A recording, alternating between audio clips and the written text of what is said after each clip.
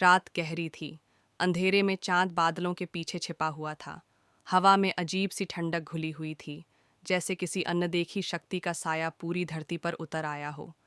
गांव के बाहर एक पुरानी हवेली खड़ी थी।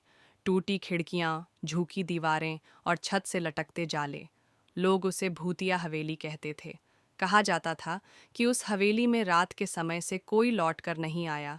गांव के बूढ़े बुजुर्ग बच्चों को डराने के लिए हवेली की कहानियां सुनाते थे। वहां रात को रोने की आवाजें आती थीं, खिड़कियों में सफ़ेद साए घूमते थे और कभी कभी किसी की कराह सुनाई देती थी। लेकिन सच्चाई कोई नहीं जानता था। गांव में 4 दोस्त रहते थे, अजय, सूरज, निखिल और रोहन। सभी कॉलेज के छात्र थे और अक्सर मस्ती में एक दूसरे को चैलेंज देते रहते। एक रात चौपाल पर बैठे बैठे बात चली हवेली की। अजय बोला, लोग सिर्फ कहानियां बनाते हैं, मुझे नहीं लगता वहां कुछ है। सूरज ने हंसते हुए कहा, अगर इतना ही भरोसा है तो आज रात हवेली में रुक कर दिखाओ।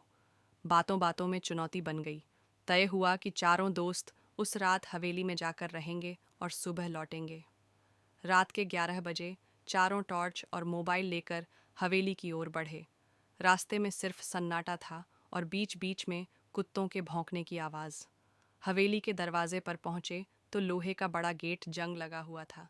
धक्का देते ही छर्र छर्र की आवाज़ आई। अंदर घुसते ही ठंडी हवा का झोंका आया, जैसे किसी ने उनके आने का स्वागत किया हो। दीवारों पर धूल, टूटी खिड़कियों से आती ठंडी हवा और फर्श पर बिखरे पुराने बर्तन। सब कुछ वीरान था। रात गहराने लगी। चारों दोस्त हवेली के बड़े हाल में बैठे। उन्होंने मोमबत्ती जलाई ताकि रोशनी बनी रहे। अचानक अजय ने देखा कि सीढ़ियों के पास कोई खड़ा है, सफ़ेद कपड़े में लिपटा हुआ एक साया। उसने बाकी दोस्तों को इशारा किया, लेकिन जब सबने देखा तो वहाँ कुछ नहीं था। सूरज ने कहा, तुम्हें वहम हुआ है। लेकिन अजय की सांसें तेज थीं। उसने कसम खाई कि उसने सच में किसी को खड़ा देखा था। आधी रात होते होते हवेली में अजीब आवाज़ें गूंजने लगीं। कहीं से दरवाज़ा अपने आप चर्र चर्र की आवाज़ के साथ बंद हो गया। अचानक ऊपर की मंजिल से एक औरत के रोने की आवाज़ आई। चारों ने एक दूसरे की तरफ देखा। डर उनके चेहरे पर साफ झलक रहा था। चलकर देखते हैं, निखिल ने कांपती आवाज़ में कहा। वे सीढ़ियाँ चढ़े। हर कदम पर लकड़ी की सीढ़ी चरमराती थी। ऊपर पहुंचकर उन्होंने देखा कि एक कमरे का दरवाज़ा आधा खुला है और अंदर से रोशनी झिलमिला रही है। कमरे में झांक कर देखा तो अंदर कोई औरत ज़मीन पर बैठी थी। उसके लंबे काले बाल चेहरे पर गिरे हुए थे। वह लगातार रो रही थी। कौन हो तुम? अजय ने हिम्मत करके पूछा। औरत ने धीरे धीरे सिर उठाया।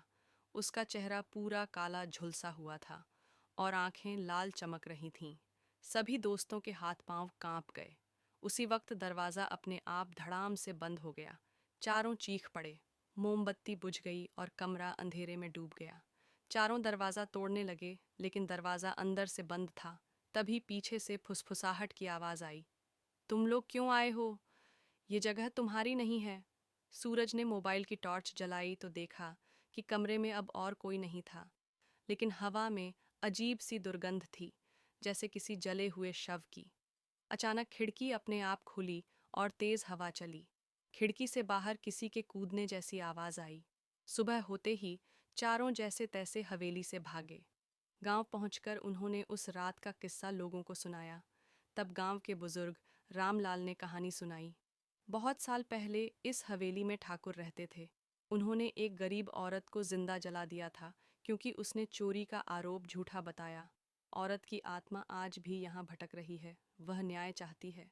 चारों दोस्तों ने तय किया कि उन्हें उस आत्मा की शांति के लिए कुछ करना होगा। वे पंडित जी के साथ दोबारा हवेली पहुंचे। पंडित जी ने मंत्रोच्चार शुरू किया। उसी वक्त हवेली की दीवारें हिलने लगीं। औरत का साया फिर दिखाई दिया। उसकी आंखों से आंसू बह रहे थे।